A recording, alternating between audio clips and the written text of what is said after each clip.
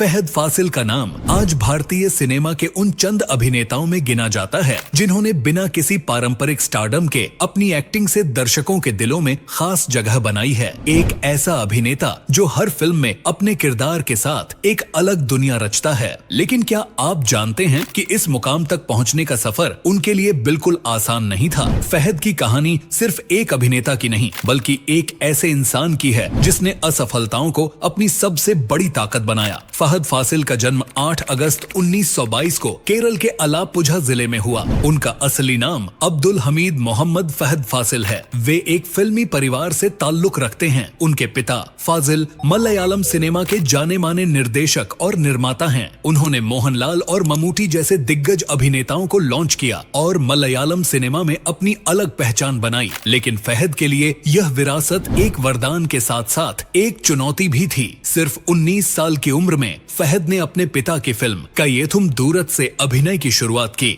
Film का निर्देशन खुद उनके पिता ने किया था और इस वजह से दर्शकों और मीडिया की उम्मीदें बहुत ज्यादा थीं। लेकिन फिल्म बॉक्स ऑफिस पर बुरी तरह फ्लॉप हो गई। न सिर्फ फिल्म असफल रही बल्कि फहद की एक्टिंग की भी आलोचना हुई। मीडिया ने उन्हें पूरी तरह से खारिज कर दिया और उन्हें एक नेपोटिज्म प्रोडक्ट कहा गया। इस आलोचना ने फहद को इतना प्रभावित किया कि उन्होंने एक्टिंग छोड़ने का फैसला कर लिया। अपने इस असफल अनुभव के बाद फहद ने पढ़ाई के लिए अमेरिका का रुख किया। उन्होंने अमेरिका में फिलॉसफी की पढ़ाई की। इस दौरान उन्होंने फिल्मों और अभिनय के प्रति एक नया नजरिया विकसित किया। अमेरिका में उनके एक दोस्त ने उन्हें भारतीय और विश्व सिनेमा की डीवीडी दिखानी शुरू की। नसीरुद्दीन शाह और इरफान खान जैसे कलाकारों की फिल्में देखने के बाद फहद को एहसास हुआ कि एक्टिंग सिर्फ संवाद बोलने तक सीमित नहीं है। इसमें भावनाओं को व्यक्त करना और किरदार को जीना भी उतना ही जरूरी है। 2 साल अमेरिका में बिताने के बाद फहद ने एक्टिंग में वापसी का फैसला किया। लेकिन इस बार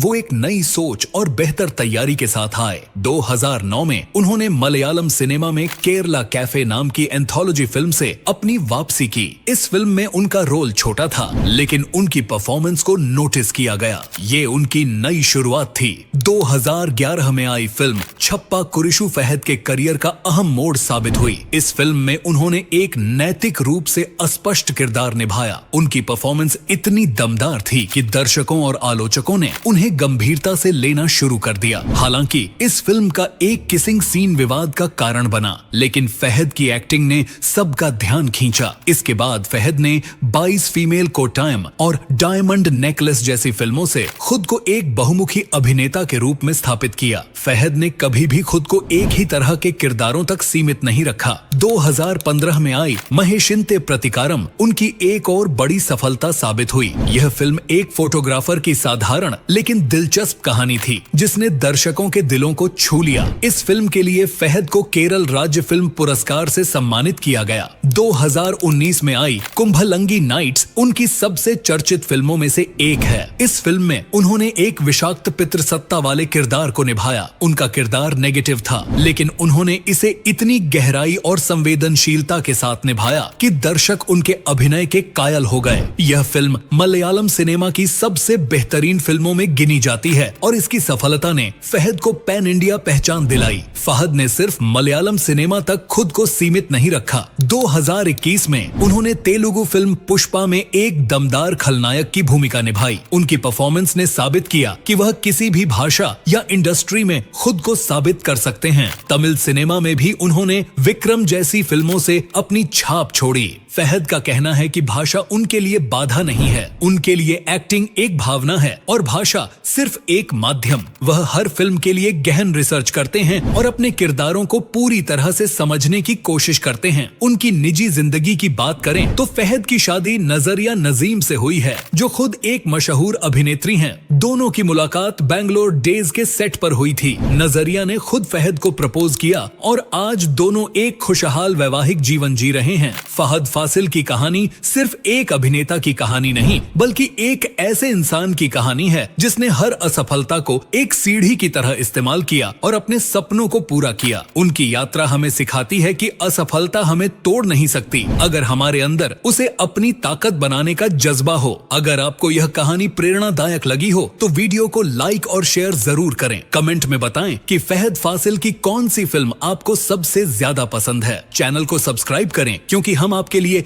ऐसी और भी प्रेरणादायक कहानियां लाते रहेंगे। धन्यवाद।